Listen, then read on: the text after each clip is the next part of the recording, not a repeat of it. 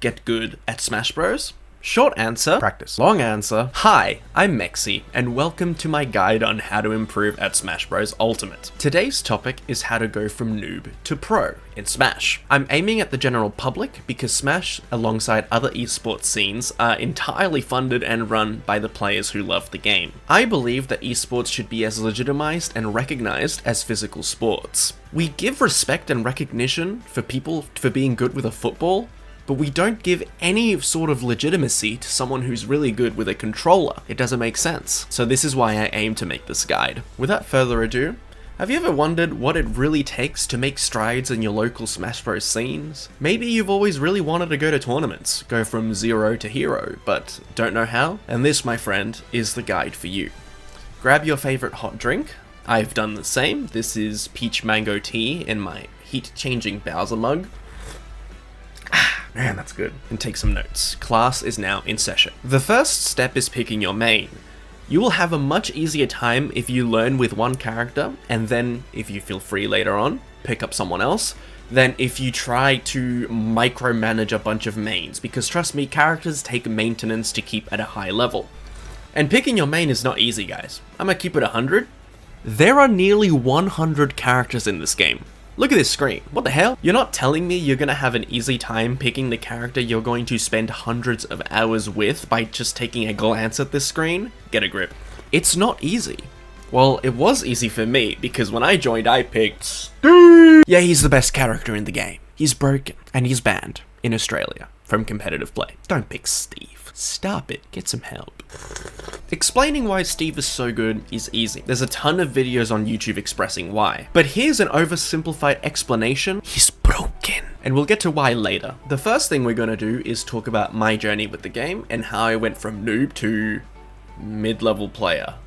That's right, I'm not really a top-level player, I'm not really pro. I started out really bad at the game, just like you, with my main Steve. The only practice I'd ever really do is go online and play matches. I wouldn't take notes, I wasn't practicing, I wasn't looking at VODs. It was really bad practice, and we'll get to why later. Anyway, as you know, Steve is banned. He was banned in May 2023, and I picked up Pac-Man. I pretty much started back from square one until I had my breakout run in June 2024 at the major BAM 14 in Mooney Ponds. I ended up having a really good season and ranked 39th. Then I went back down to HMs because I had a mediocre following season. Then I went back up to 29th, and that's where I currently sit today. Now, why did Steve get banned in Oz? Because he cheats! Mia Consalvo wrote in her book Cheating that players may cheat, particularly in multiplayer games, in order to get ahead by any means necessary and by disregarding other players. In other words, he cheats. Here's why. Smash Bros. Platform fighting game. Steve's neutral special?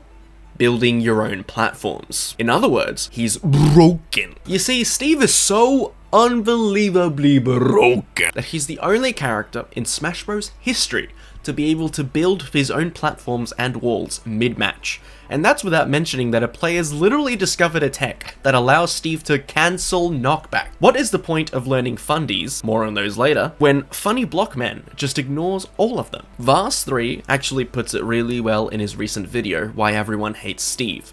Quote from the GOAT: "By establishing a simple 3-high wall of blocks, for as long as that wall remains in place, Steve no longer has to consider his opponent's win condition. Setting up a wall only takes a second for Steve, but it grants him, even for a brief moment, near total safety to mine for materials, and the ability to completely negate his opponent's entire moveset. It can block projectiles, sword swings, teleports, and any physical attack. Frustratingly, the best course of action is to stand there and let the blocks disappear on their own.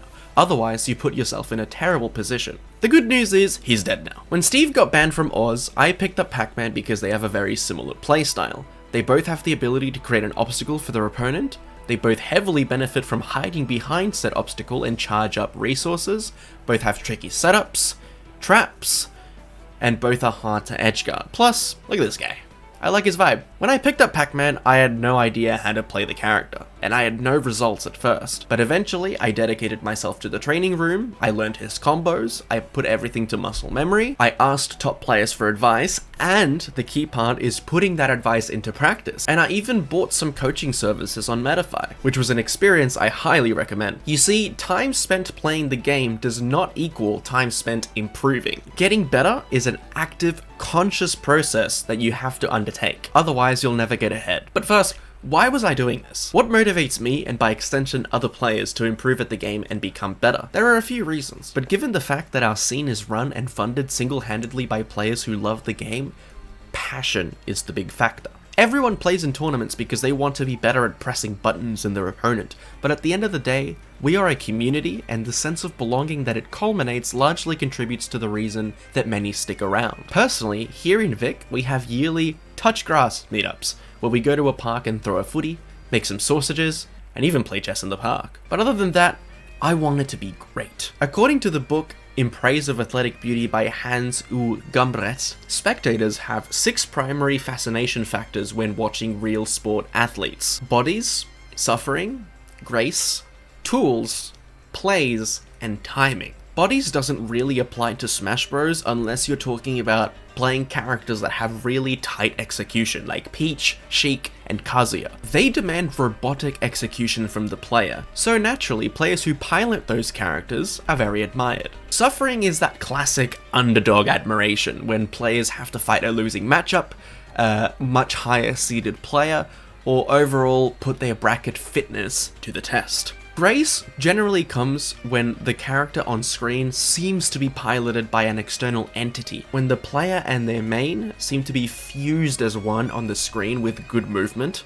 It's just beautiful. Tools apply to certain characters like Rob, Snake, Diddy Kong, and Pac-Man. How they master their tools in the moveset to create setups and traps, it's just fantastic to watch. Plays refers to the momentum before a good kill, the perfect setup, a chain of hard reads. Essentially, when a player demonstrates exceptional positional and situational awareness before getting a good kill, that is where the admiration comes from. And finally, timing. Tempo and timing is really important in Smash, because your opponent is trying to adapt to what you're doing. Even a mix-up of waiting 1 more second before dropping your shield and attacking is crucial. There is something to like in all of Australia's top-level players. Zack, his decision making, Beat, his patience, Didi, his movement, Jadizzle, his pressure, and being admired for something that you're good at feels amazing. Now, what was that fundies thing I talked about earlier? Simon Dorr, in his article Strategy, says relationships between units in strategy games can be transitive, A beats B beats C, and you'd assume that A is better than C, or intransitive.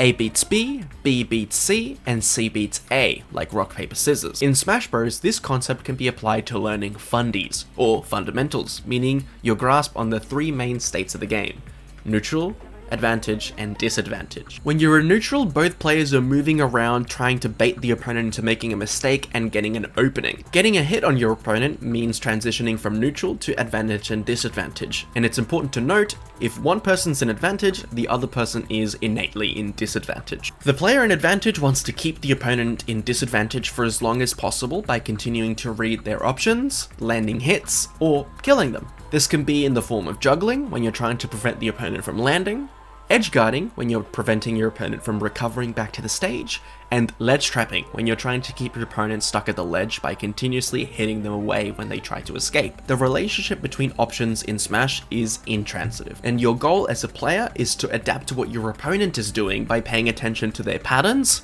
and then punish them, because every option in Smash has counterplay. This was the first thing I mentioned in the video, but the best way to improve at Smash is practicing everything. Go to the training room, get your character, get your combos down, your kill confirms, everything. Tournaments are high pressure, so you want to commit your combos to muscle memory to make sure that you don't stuff them up when in a match. Poorly executed combos can and will cost you a match and a whole set. I speak from experience. Practice. You also need to practice good movement in order to bait opponents to use unsafe moves, apply pressure, and keep stage control. Watch top level representatives of your main and copy what they do.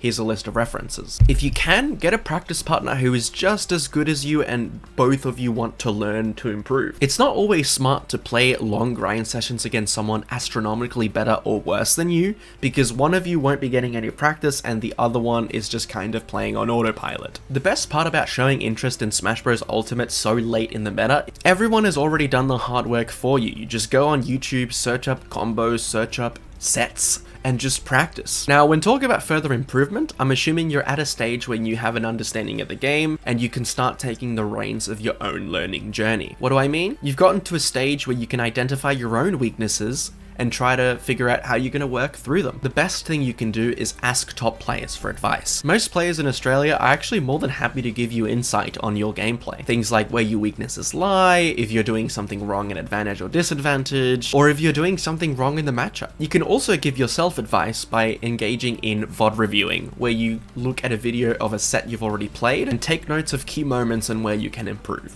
When VOD reviewing, it's important to learn about key moments, not just, oh wow, I got edge guarded, I'll try not to next time. But more so, how did you lose a neutral interaction that got you into disadvantage and in a position to where you got into that edge guard situation? And then prevent that. You might have a landing aerial that's safe on shield, but if you always shield after your opponent blocks it, then that's probably why you're getting grabbed and thrown off stage every time. And that wraps up today's lesson. I know it was very general and very brief, but these truly are the tools that you need to get started on your own Smash Bros. Journey. So train hard, play harder, and I'll see you out there. Peace.